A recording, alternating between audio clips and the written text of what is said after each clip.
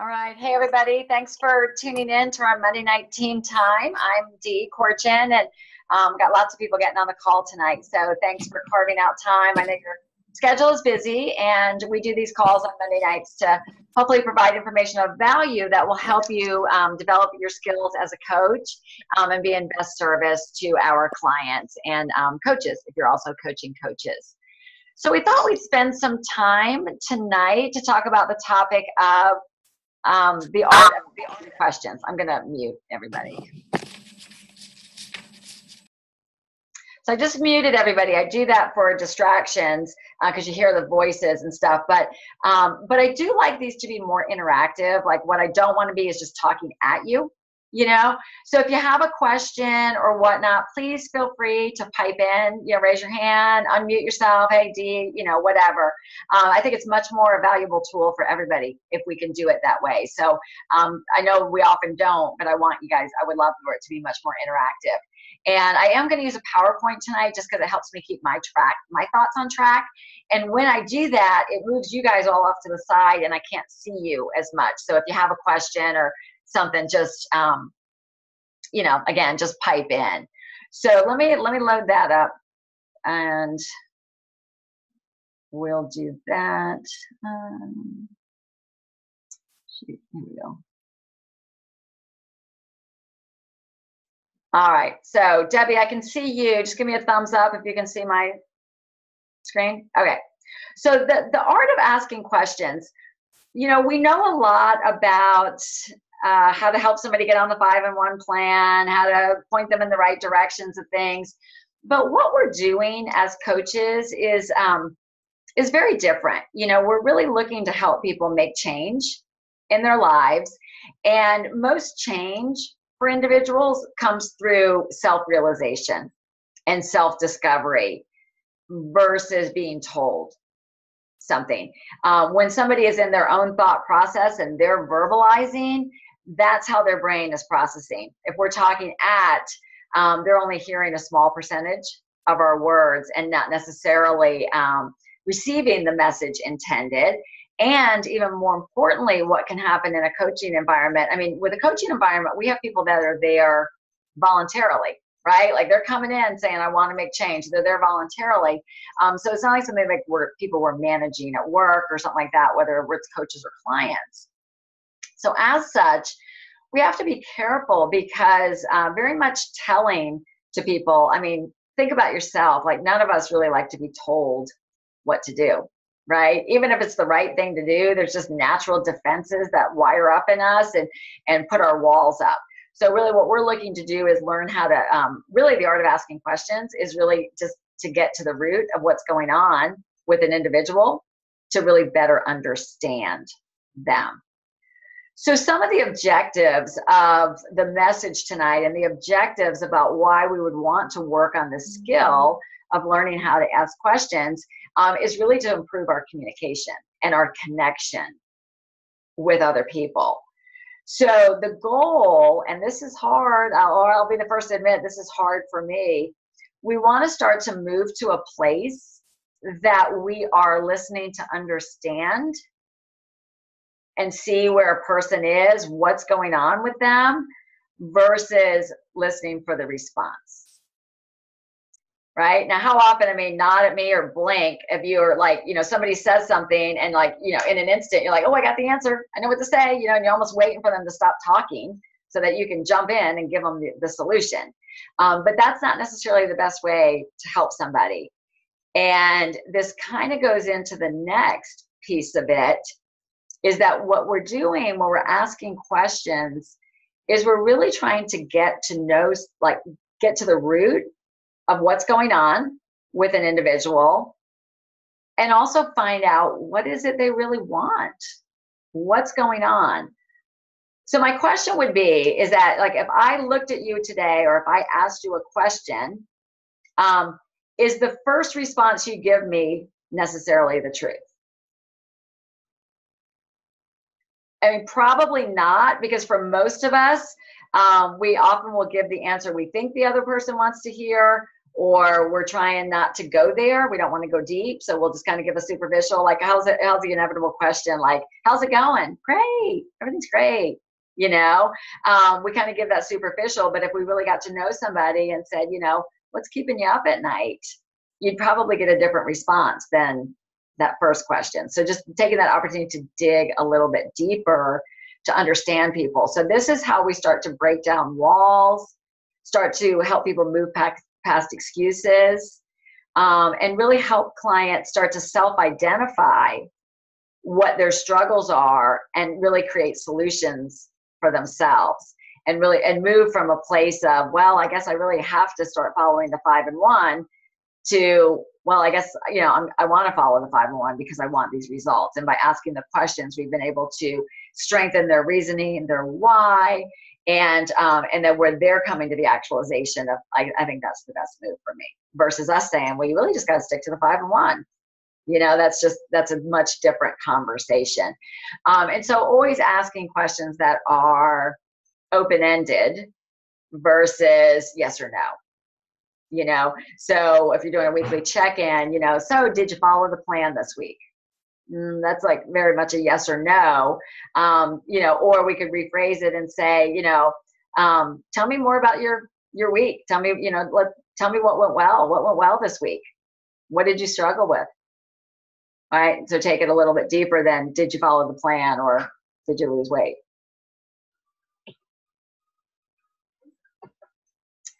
So some of the things, now the health assessment, I will say we've got so many great tools, and the new health assessment that we use really does do a good job. I think we've been taught this now, where we know that we enter a conversation with somebody by asking them questions. And the questions on the health assessment are great. But just this weekend, I was doing a call with a newer coach, and it was pulling teeth with this person. I mean, it was pulling teeth to try to get this person to open up to what it was they really wanted. So I kind of had to go off script, you know, and I was like, I told her that, I'm like, I'm kind of going off script here, but I'm trying to get to the root of what this person wants. So, you know, a lot of times people will say, well, I need to, you know, I want to lose 50 pounds, or I want to get back down to 150, whatever it is, whatever, you know, fill in the words there. But what I like to say sometimes is, well, what is it about the weight 150 that excites you? You know what? It's not. I usually say it's not usually the number on the scale that excites somebody. It's something that's going to give you that you don't have now. So I'll also ask, maybe, you know, so tell me what you see when you see yourself at that weight. And they'll describe, you know, or tell me about the person. Tell me about Courtney when she's at, you know, at this weight. What kind of activities are you enjoying? How are you feeling? How's it affecting your family? So just getting them to open up a little bit versus just, you know, this one straight answer, because you're going to try to get to what it is that's important to them, because you've all been coaching. If you've been coaching more than a day, you realize that, you know, often we'll come into one situation saying what we want, and then when it gets a little difficult, we'll start to rationalize or whatever. So we want to get to the root of what it was they really wanted, so that we'll be able to go back to that to see, have they achieved that? Do they still want it? So we'll talk about that a little bit more towards the end, especially with existing clients and if they're struggling. Some of the other things I like to ask pre-clients, and in some ways this is laid out on it, but I'll kind of directly ask in the beginning, so what else have you tried to lose weight in the past?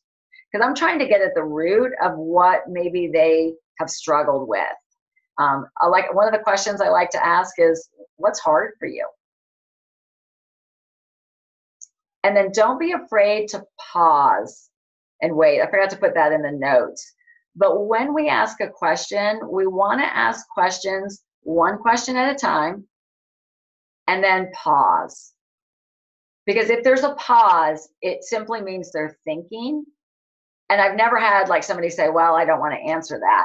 It's usually they're thinking and then they'll come out with it. But too often our natural response, because we're uncomfortable with the silence, is we'll then start to rationalize the question, or we'll start putting ideas in their head. Like, what's hard for you? And if they don't answer, we might say, well, do you get cravings? Do you crave chocolate? Are you an emotional eater? Like we start planting things for them. Whereas if we just say, what's hard? What's hard for you? If we wait, they'll tell us. And what's really surprised me these days is that the more I ask, and the more I pause, I am surprised what people will share. People really, really want to be heard. I mean, just think of yourself. We want to be heard. We want to feel valued. And we want to feel that, that somebody understands us. So the less we talk as coaches and the more we ask questions and simply listen, we're going to get a much better feel and a much better glimpse into our clients' world to be able to help to move them and, point them in the direction of the resources that are going to help them. What would you like to see? What would you like to see happen, in your life, especially if I'm talking about the trilogy? That's a great question I like to ask. It's pretty broad, and you can get a variety of answers. When I come to the, close of a share with somebody, a lot of times what I'll do is kind of circle back and, and just say, actually, this is a yes, no question, so it's not the best, but, can you see how this will help with whatever it is they told me they struggled with, or tell me how you see how tell me what you think about how this could help you with that. And then I like to ask the question, like, if I came alongside you and helped you on this journey, what would excite you about doing this? And, give them the invitation. Always make sure at the end of every call, we do give the opportunity to let them ask questions and invite them to join us. I'm going to have Vicki share in a minute, but before we go on, let's talk about this a little bit further and any questions that you guys might have around that, or any place you might get stuck when you're trying to help a client determine their why and why they want to do this.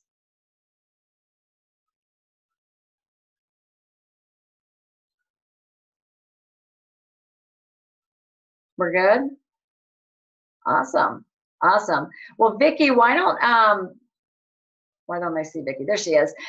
Vicki, we were talking today a lot. I think that sometimes the harder part for us is with existing clients when maybe they get stuck or they're struggling, or the obvious on why they might not be losing weight, and we want to kind of ask them the questions or something, but it might put them on the defensive. And Vicki, you had thought about a couple common scenarios and really your growth in this area. Can you hear me? Yeah. Okay. So when Dee asked me if I would help her with this call, I kind of laughed. I'm like, I have problems with this. How can I help you with this call? Because I can be, I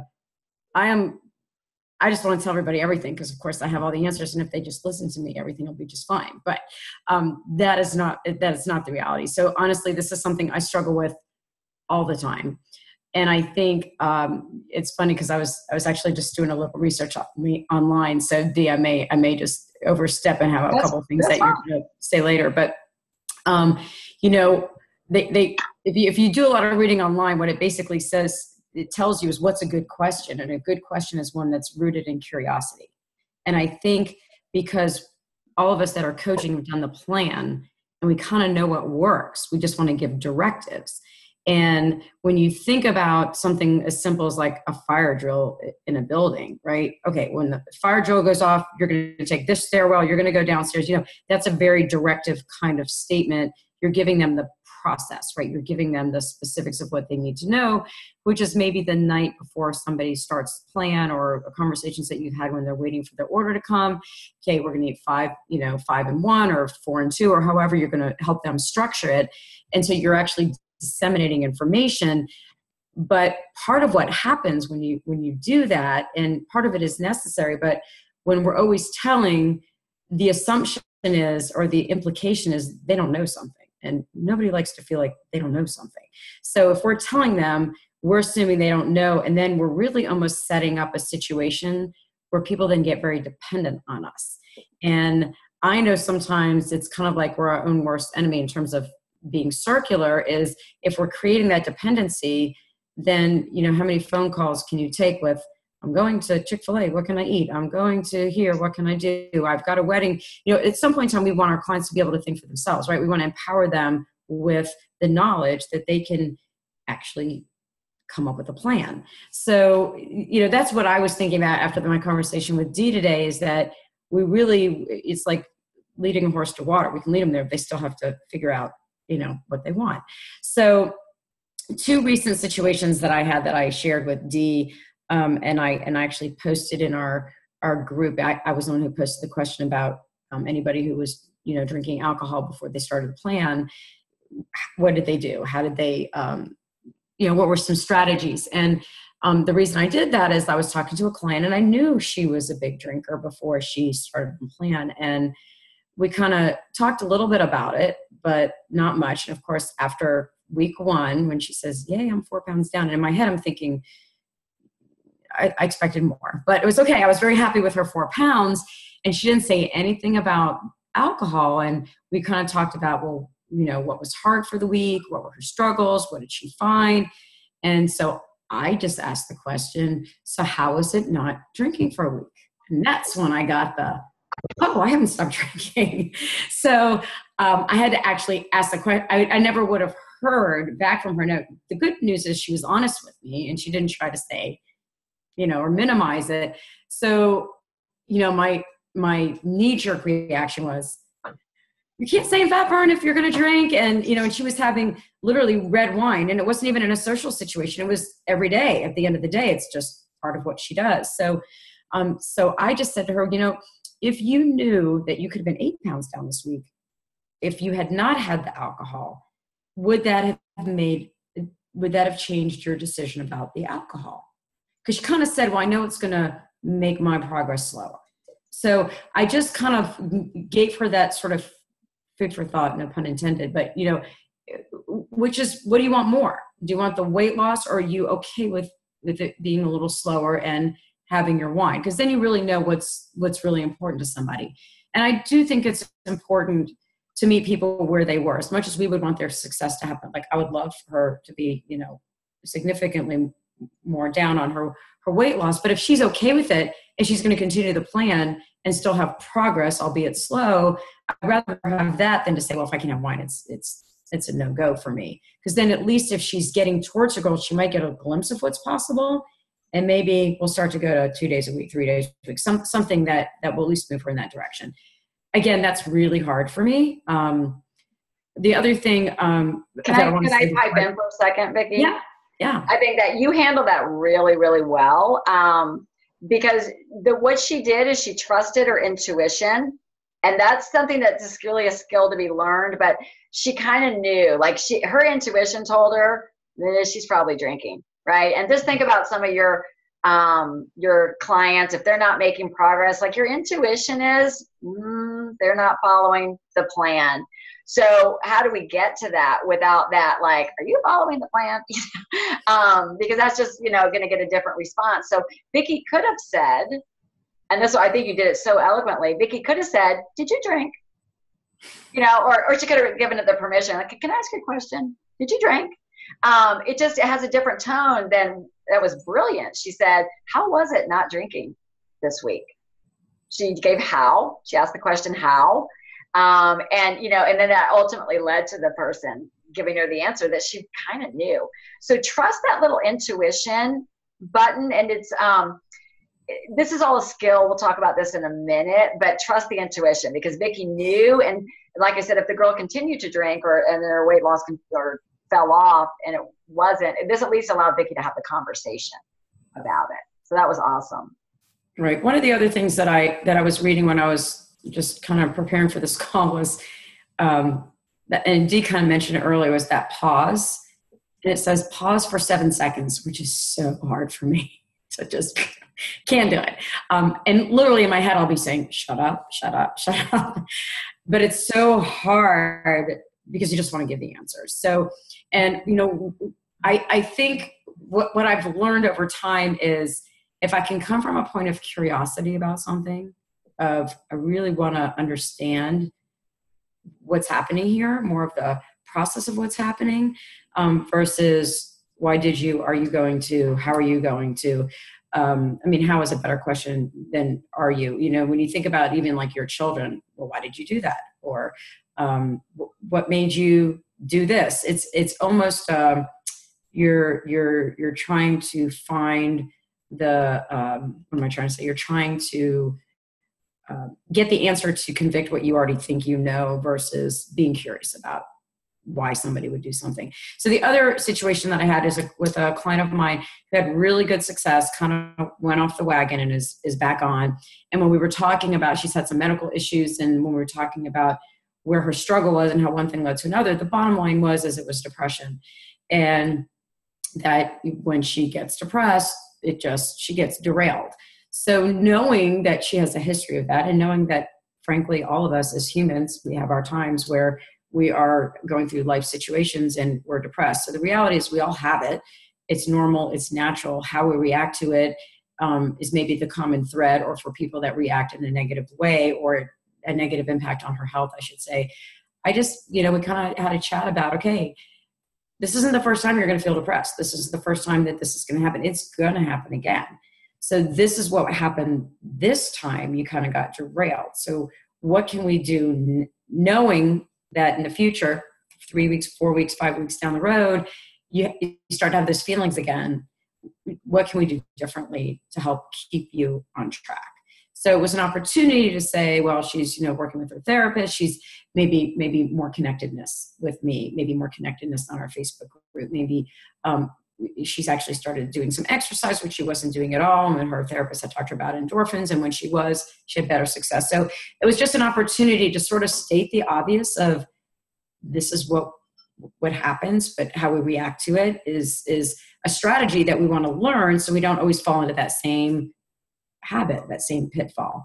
So again, that was just an area of opportunity. I guess the only other thing that I wanted to say is, in terms of being curious, I actually just wrote down a couple of things. One was pause 7 seconds, shut up and listen. You'll be surprised at what people say. Sometimes using people's own words back at them to say, so what I think I hear you saying is you would like to weigh 150 pounds, but more importantly, you'd like to have more energy and you'd like to move your body more freely. And, and you'll get very quickly from people, yes, that's what I want. Or, well, no, not really that. I just want to be able, and they'll clarify, which helps you kind of funnel down really what their why is, which you can always come back to at a later point in time when maybe they've lost sight of their why, and you can remind them what their why is from what you heard. And sometimes just assuming that people know themselves better than you do, and being able to ask questions when they're asking you, well, what should I, putting it back on them, well, what do you think you should do? What have you done in the past with this situation? What's been hard for you in the past? When have you found like your most success?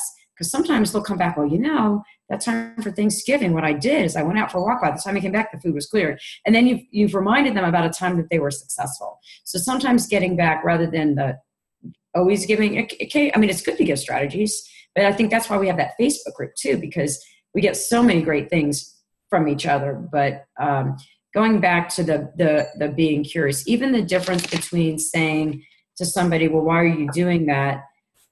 Versus I'm curious to know why you did that. So just the threatening piece maybe, or the feeling caged in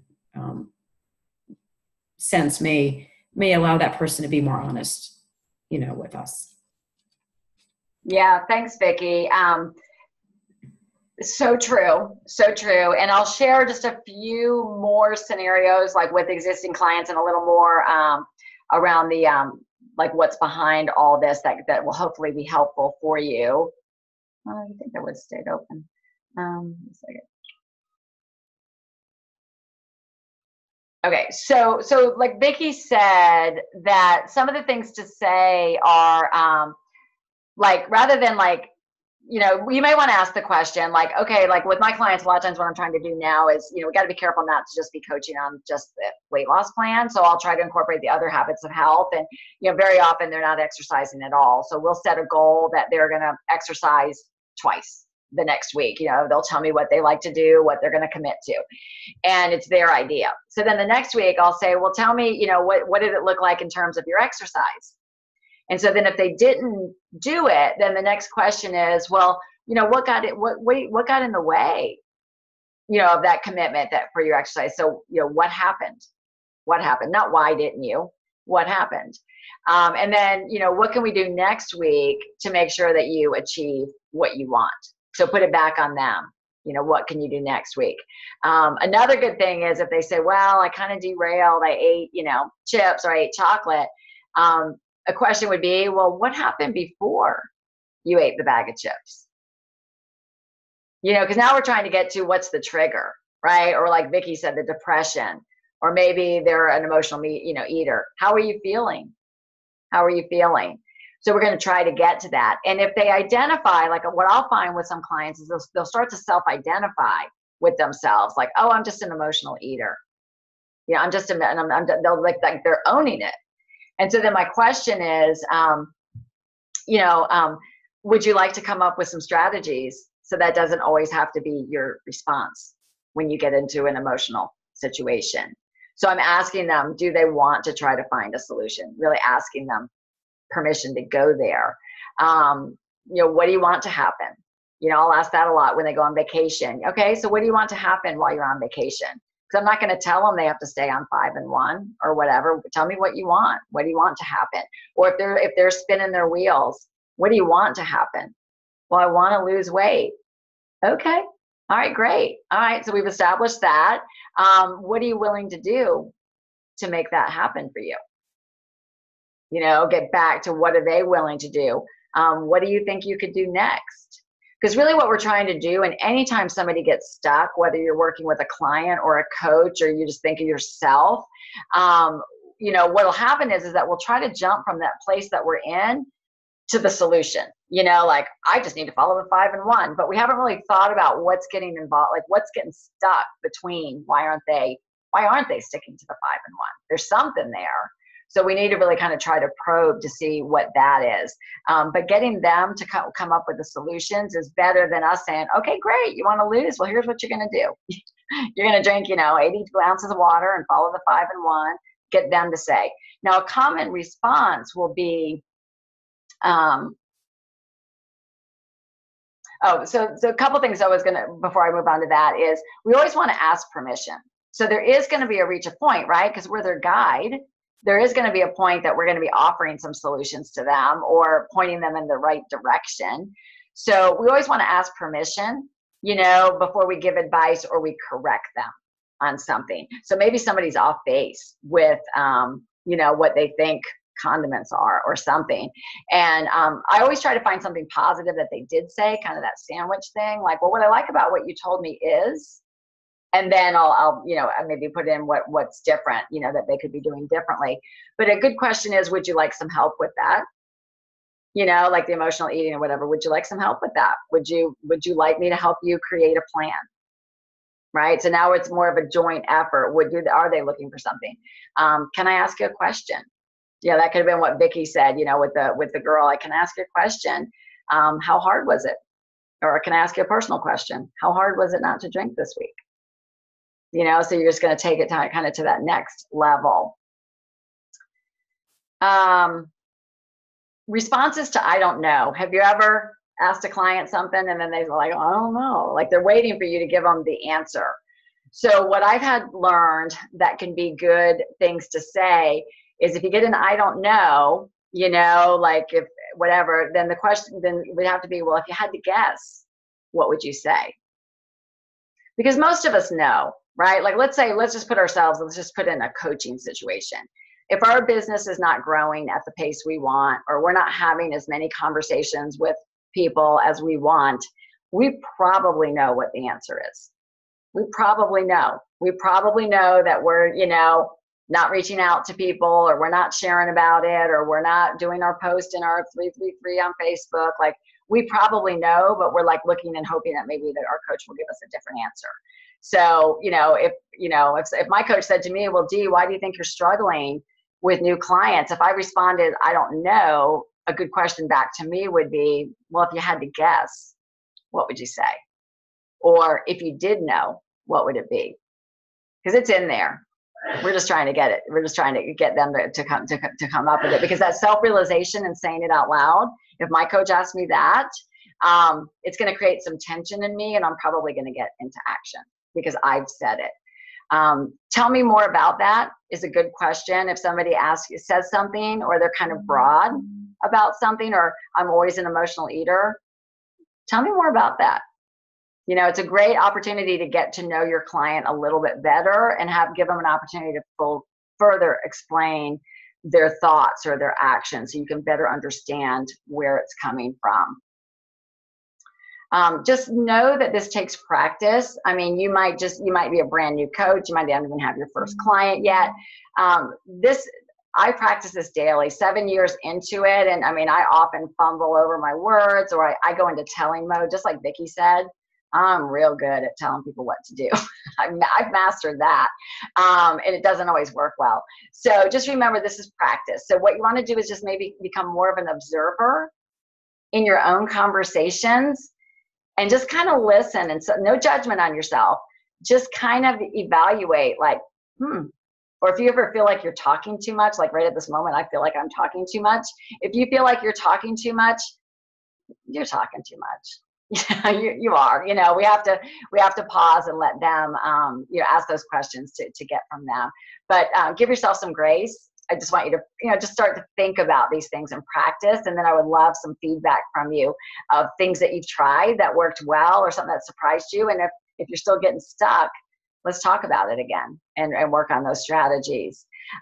Just coincidentally, we have a optional personal development book club for our team. And we, once every 60 days, we read a book and we discuss it via Zoom. But the book club selection for April is actually called Change Your Questions, Change Your Life.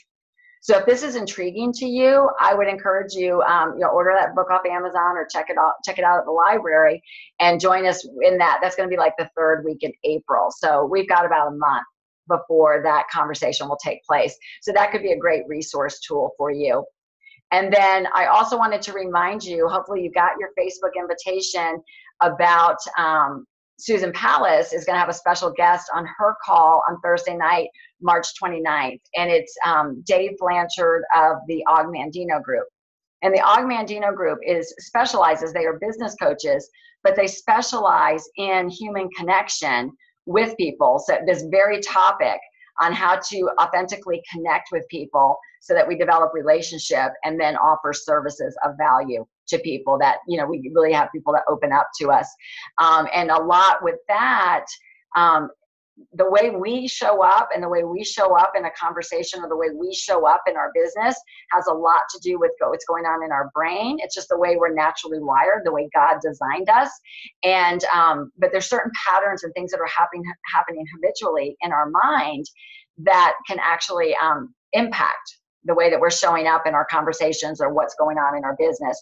So they have a great assessment that you can do. You guys might have already done it, but it'd be worth your time to do the assessment and participate in that call on the 29th. This won't be personal coaching. It'll be more of an overview, but I think you'll find it enlightening. And if you're into that, working on your skills, I think that Susan does need you to RSVP by the 20th, which is tomorrow, and so she can, and then you have to take that assessment by then so that they can get a consensus for the group what the trends are. So look for that. If you don't have that invite, let me know. It's a Facebook invite, and I'll get you on the list. So questions? We're good? All right, thank you guys for tuning in, and I know it's late, so you guys get on with your night. Appreciate every single one of you guys and what you're bringing to the world. So thank you for that, and thanks for tuning in to help better yourselves, to help others. Bye, you guys.